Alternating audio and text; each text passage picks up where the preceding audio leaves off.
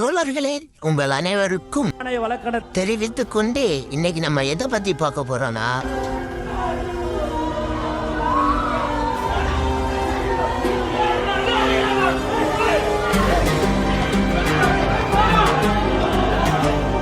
இது ஒரு சண்டை காட்சி. இது பார்த்தாலே உங்களுக்கே தெரியும். யாருக்கு யாருக்கும் பாத்தீங்கன்னா அட்வொகேட் நெல்சன் இல்ல அட்வொகேட்டுக்கு படிச்சிட்டு இருக்கும் நெல்சனுக்கும் ராஜபேரனுக்கு இடையிலான சண்டை காட்சி தான் இது.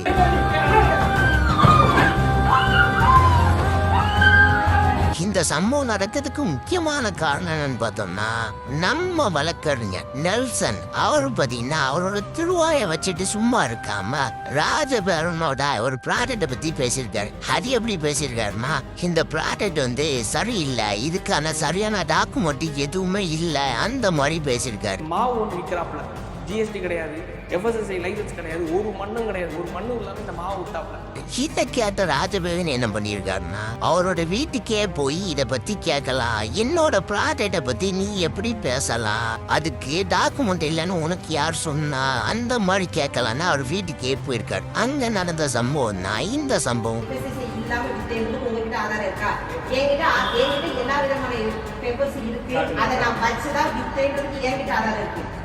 இதுக்கப்புறம் தான் வன்முறையே கையில் எடுத்தாங்க.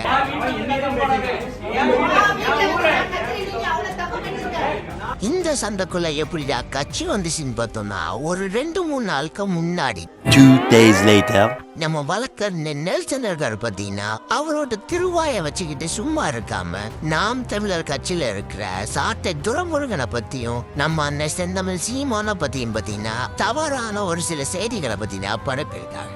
ஸோ இவர் என்ன நினைச்சிருக்காருன்னா, அந்த ஒரு காணொலியை போட்டனாலதான் நாம் தமிழர் கட்சியில இருந்து ஆள் அறிக்கை இவரை கொல்ல பார்த்துருக்கோன்னு ஒரு கதை எழுதி அந்த கதைக்கு பாத்தீங்கன்னா உயிர் கொடுக்கிறார். நான் சொல்றது புரியலன்னா இதை பாருங்க.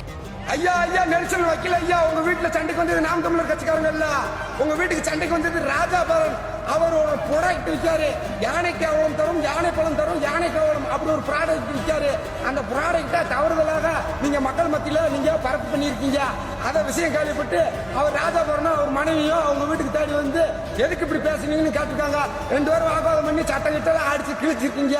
இது உங்களோட சண்டைங்கய்யா.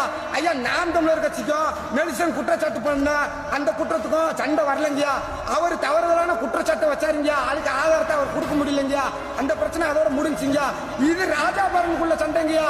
மக்கள் எடுத்துட்டு தவறுதலான கருத்துக்களை பரப்பி நாம் தமிழர் கட்சி இழிவுபடுத்தும் விதமா இந்த மக்கள் எடுத்துட்டு இந்த தவறான கருத்துக்களை பரப்புறாங்கய்யா. இது ஏழை மக்கள் பார்த்து சொல்றோம்யா.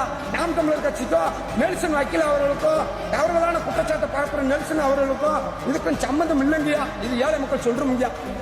வழக்கறிஞர் நெல்சன், இது தனிப்பட்ட பிரச்சனைன்னு உனக்கே தெரியும். ஆனா தெரிஞ்சது கூட இதுக்குள்ள நீ கட்சியை இன்வால்வ் பண்ணிருக்க. உன்னோட நோக்கம் என்ன? அடிக்கிறதா அடிக்கிறோம், இதே சேர்த்தடிப்போமே, கூட ஒரு 2 வியூஸ் கிடைக்கும், கூட 2 லைக்ஸ் கிடைக்கும். இதுக்கெல்லாம் பேர் என்னன்னு தெரியுமா? லாஸ்ட் ஒரு 2 நாட்கள் வெறும் ஒரு 2 வீடியோ தான் போட்டேன். அதாவது நாம் தமிழர் கட்சி இந்த மாதிரி பணம் வாங்கிட்டு பேசிட்டு இருக்காங்க, இந்த மாதிரி தொடர்ந்து இது பண்றாங்க அப்படின்னு சொல்லிட்டு ஒரு 2 வீடியோ போட்டேன். பாத்தீங்களா, இது தாங்க கதை. ஆனா இன்னும் இருக்கு, கேளுங்க. நாம் தமிழர் கட்சி விமர்சிச்சதுக்காக நான் ஒரு 20 செகண்ட் பேசின ஒரு வீடியோ, அவனோட அந்த லேகியம் விற்கிற வீடியோவை எடுத்துட்டு கையில் ஒரு பேக்கில் அரிவாள் கத்தி, அதை தாண்டி இன்னொரு வெட்டருவா, இது எல்லாத்தையும் கையில் வச்சுட்டு எகிரி நடிக்கிறாப்புல அந்த வீடியோ நான் எல்லாம் ரிலீஸ் பண்ணியிருக்கேன். ப்ளஸ் அதை தாண்டி எங்கள் அப்பாவை தலையில், எங்கள் அம்மாவுக்கு உண்மையாக சொல்கிறேன், யூட்ரஸில் பிரச்சனை, ப்ராப்ளம் வயிற்றில் மிதித்து, எங்கள் பாட்டியை மிதித்து, அண்ணனை அடித்து, அவனுக்கு இன்னும் ஒரு 2 வீக்ஸில் என்கேஜ்மெண்ட், அண்ணனை அடித்து, பாருங்களேன் இந்த இடத்துல என்ன பண்ணி வச்சுருக்கான் அப்படின்னு பாருங்களேன். ஏங்க, எனக்கு ஒரு சின்ன சந்தேகங்க. இந்த சம்பவம் நடக்கும்போது கொஞ்ச நேரத்துல பாத்தீங்கன்னா அந்த சண்டையில அவரை வெளியே தள்ளி விட்டுட்டு நீங்க நல்லா பூட்டிட்டு உள்ளே இருந்துகிட்டீங்க. ஆனா கொஞ்ச நேரம் கழிச்சு அவர் அடிக்கிறதுக்கு ஆளை திரட்டும் போது கூட உங்க மேல எந்த ஒரு காயம் ஏற்படல, எந்த ஒரு ரத்த கரையுமே இல்ல. இது எனக்கு மட்டும் உள்ள சந்தேகம் இல்ல நிறைய பேருக்கு இது இருக்கு. எப்படிங்க? இவர் அவங்க வீட்டுக்கு போறாருன்னு வைங்களேன், போறாங்க, உள்ள 2 பேர் பேசுறாங்க, ஒரு தள்ளுமுள்ளு ஏற்பட்டது உண்மைதான். அந்த தள்ளுமுள்ளு ஏற்பட்டதுக்கு அப்புறம் அந்த ஏரியால இந்த நெல்சன் சார்ந்தவங்க என்ன பண்றாங்க அப்படின்னா ராஜாபேரனை வெளியே இழுத்துட்டு வந்துறாங்க. டோரை க்ளோஸ் பண்ணிடுறாங்க. அப்ப இந்த நெல்சன் ஒரு வீடியோ ஒண்ணு போடுறான். அந்த வீடியோல அவன் கையை பாருங்களேன், எந்த கட்டு இன்ஜரியும் கிடையாது. ஒரு அவன் காட்டுறது ஒரு பெரிய கட்டு, சரியா, ஏறக்குறைய ஒரு 5-6 சென்டிமீட்டருக்கு அந்த கட்டு இருக்கு. அப்படி இருந்தா எவ்வளவு ரத்தம் வந்திருக்கணும்? அவன் போட்டிருந்த சட்டையில அந்த ரத்தம் இருக்கணுமா இல்லையா? அவன் கையை தெளிவா தெரியுது, அதுல எந்த கட்டுமே கிடையாது. ஆனா அவன் கடைசியா என்ன பண்றான் அப்படின்னா ஒரு வீடியோ போடுறான். எல்லா பிரச்சனையும் முடிஞ்சதுக்கு அப்புறம் ஒரு வீடியோ போடுறான். அந்த வீடியோல பாத்தீங்க அப்படின்னா எனக்கு இப்ப ராஜா பேரன் கட் பண்ணது அப்படின்னு. டேய், ராஜா பேருன்னு உங்க ஆளுங்க வெளியே கூட்டிட்டு வந்துட்டாங்க. வெளியே கூட்டிட்டு வந்ததுக்கு அப்புறம் உங்க ஆளுங்க தான் ராஜா பேருன்னு போட்டு அடிக்கிறாங்க.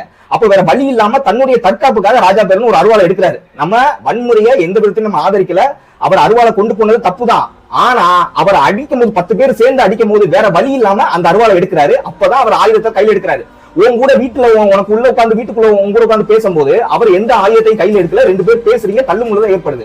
ஏன் இந்த மாதிரி கேவலமா உட்காந்து நாம் தமிழர் கட்சி மேல உட்காந்து அவதூறு பரப்பிட்டு இருக்க? நாம் தமிழர் கட்சி திமுக கிட்ட 500 கோடி வாங்கிச்சுன்னு சொன்னேன். ஆதாரம் கொடுறாங்க, ஆதாரம் கொடுக்கல, நீ எல்லாம் வைக்கலாம். அதுக்கப்புறம் என்ன சொன்ன, சீமான் வந்து 15 கோடி ரூபாய் திமுக கிட்ட வாங்கிதான் அவர் ஒரு இடம் வாங்கினாரு அப்படிங்கிற மாதிரி சொன்னேன். அந்த இடம் வந்து அவர் வந்து சீமான் வந்து தேர்தல் ஆணையத்திட்ட தன்னுடைய சொத்து விவரங்களை கொடுக்கும்போது தன்னுடைய மனைவி பேர்ல இருக்கு அப்படிங்கிற மாதிரி ஒரு இடத்த கொடுத்திருந்தாரு. அந்த இடம் ஆல்ரெடி அவருடைய மனைவிக்கு அவருடைய மனைவியோட குடும்பத்திலிருந்து கொடுத்த இடம், சரியா? அது எல்லாரும் ஆல்ரெடி எல்லாருக்கும் தெரிஞ்ச விஷயம் தான். அதை உட்காந்து அவதூறுன்னு பரப்புனேன். இன்னொரு விஷயம் சொன்னேன், ஒரு சென்ட் 2000 ரூபாய்க்கு எப்படி கிடைக்கும்? கிராமங்கள்ல 50,000 ரூபாய். தமிழ்நாட்டுல பல இடங்கள்ல 2000 ரூபாய்க்கு சென்ட் கிடைக்குது. தெரியல அப்படின்னா வா, நான் கூட்டிட்டு போய் காட்டுறேன், சரியா?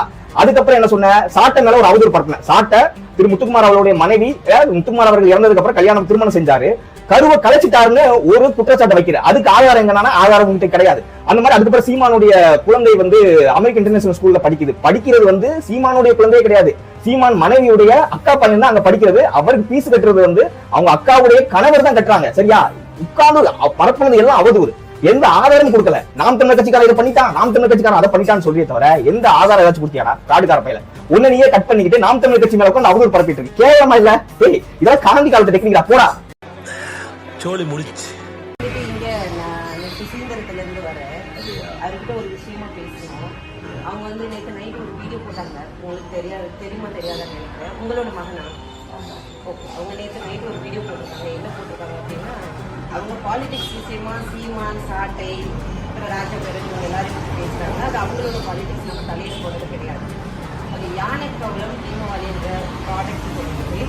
எந்த வித புண்ணாக்கு சர்டிஃபிகேட்டும் இல்லை அப்படின்னு சொல்லி வீடியோ போட்டிருக்காங்க. நான் தான் ஓனர். அவருக்கு ஓனர் யாருன்னே தெரியாது, விற்கிறது யாருன்னே தெரியாது. நீங்க பாலிடிக்ஸ் பேசுங்க, உங்க பாலிடிக்ஸ் இல்லை. நான் சொல்றது கேட்டுக்கங்க. நான் பேச வந்திருந்தது நான் பேசுகிறேன். ஒரு பொம்பளை பிள்ளை தானே, என்ன பேசதான் செய்யும். அப்போ நீங்க கேட்டுக்கோங்க.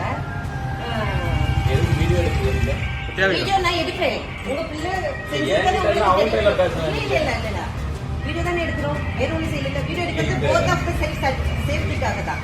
ஒருவேளை நீங்க வந்து நாளைக்கு வந்து வீட்டுக்கு வந்து மிரட்டல் விட்டுட்டாங்க அப்படின்னு சொல்லி நான் சொல்றேன், நான் பேசுகிறேன், என்ன பேச விடுங்க. அப்படியா? அப்ப நான் தான் அதோட ஓனர். என்கிட்ட எல்லா சர்டிபிகேட்டும் இருக்கு. என்ன யாருன்னே உங்க பையனுக்கு தெரியாது, எனக்கும் உங்க பையனை யாருன்னே தெரியாது. என்ன பண்ணாரு, இந்த மாதிரி நான் வந்துட்டு எந்த சர்டிபிகேட்டுமே இல்லாம வச்சிருக்கேன்னு சொல்றாங்க. நான் மாசம் 2 வாட்டி ஜிஎஸ்டி கட்டிட்டு இருக்கேன். இல்ல, நான் உங்ககிட்ட வந்து நீங்க அவங்க அப்பா இல்லையா, நீங்க அவங்க அப்பா இல்லையா, உங்க பிள்ளை என்ன செஞ்சுட்டு இருக்காங்கன்னு உங்ககிட்ட தான் வந்து சொல்லணும். இப்ப நான் வந்துட்டு ஏதாவது தப்பு பண்ணனா எங்க ஊர்ல என்ன பண்ணுவாங்கன்னா, இப்ப எங்க அப்பாட்ட சொல்லுவாங்க, இந்த பாருங்க உங்க பிள்ளைக்கு செய்யறாங்க அப்படின்னு. இப்ப நான் கல்யாணம் பண்ணிட்டேன், என் புருஷன்ட்ட சொல்லுவாங்க. இப்போ உங்க பையன் என்ன செய்யறாங்க, உங்க பையனால என்ன பிரச்சனை, அதனால நான் என்ன பாதிக்கப்பட்டிருக்கேன்னு உங்க பையனை வந்து நான் கேள்வி வந்தேன். அவங்க இல்லாத சைடுல உங்க பிள்ளை இதுதான் பண்றாங்க, இந்த மாதிரி மத்தவங்களுக்கு இடையூறா இருக்காங்க, அவங்க இந்த மாதிரி தேவையில்லாம மத்தவங்கள பிரச்சனை பண்றாங்க அப்படின்னு உங்களுக்கு தெரியணும் இல்லையா? ஏன்னா இல்ல அமைதியா பேச முடியாது. சாரி மன்னிச்சிருக்கேன்.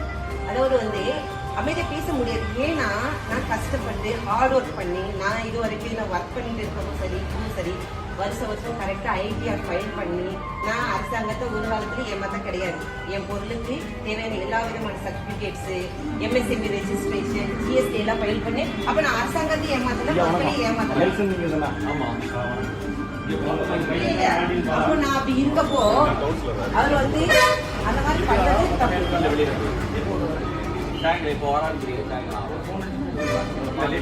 தப்பு. நாங்க வந்து சாதாரண பேசணும் வந்திருக்கோம், நீங்க ஒன்றும் பயப்படாதீங்க. இது பயம் எதுக்கு?